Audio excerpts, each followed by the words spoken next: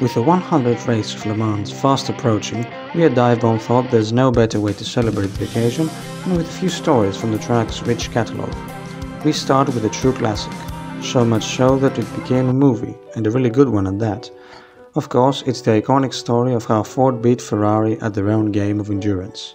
However, it didn't just do it once in the 60s, but also a whole 50 years later, at the same track where their first encounter took place at Le Mans.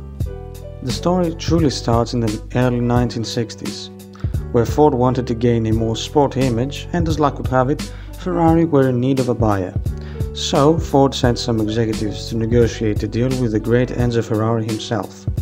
Things were going well until Enzo found out he wouldn't have full control of his racing team and refused to sell, opting to go with Fiat instead. Henry Ford II, the then boss of Ford Motor Company, was furious at Enzo and demanded a car that could beat Ferrari at Le Mans, a race the Italians had dominated. Ford approached Carroll Shelby, a former winner of the race in 1959 and maker of the Cobra, a lightweight sports car that used Ford engines, to help make the dream come true. He in turn brought in Ken Miles, a mechanic who also took part in various races using Shelby's cars. Miles was adamant the corporate culture of Ford wouldn't give them the full freedom over the project, but went on with it anyway, mostly for the paycheck. The car they came up with was the GT40, where GT stood for Grand Touring and 40 for its height, which was 40 inches, the minimum allowed at the time.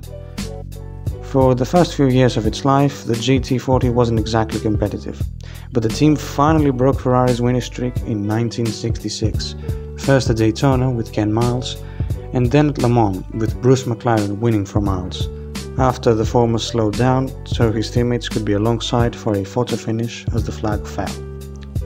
Miles was tragically killed a few months after in a testing accident, but his legacy lived on as the GT went on to win the race in 1967, 68 and 69.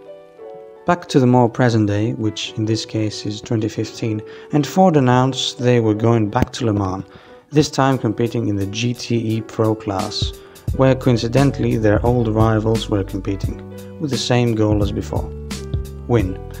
To do this, they enlisted the help of Chip Ganassi, a highly successful American racing team. The car would be a truck version of the third generation GT40.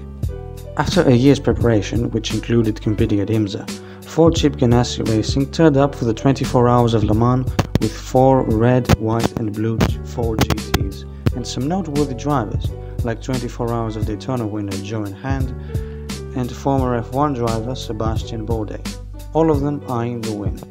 Their assault started well, taking 1st, 2nd, 4th and 5th on the grid. The number 67 GT would be forced to start from the pit lane come race day, while the other 3 cars floundered in the wet conditions at the start of the race, losing their qualifying advantage. As the sun started to appear, so did the Fords on their rivals' mirrors. Staying at striking distance, they eventually moved ahead. Approaching the final hours of the race, the battle for the lead became a 2-horse race between the number 68 Ford and the number 82 Ferrari.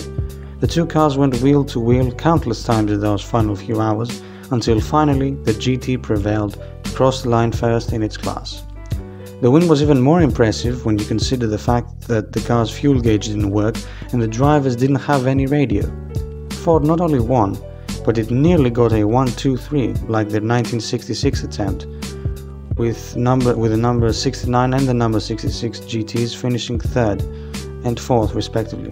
Still, Ford achieved their ambition of winning at Le Mans exactly half a century after their first win.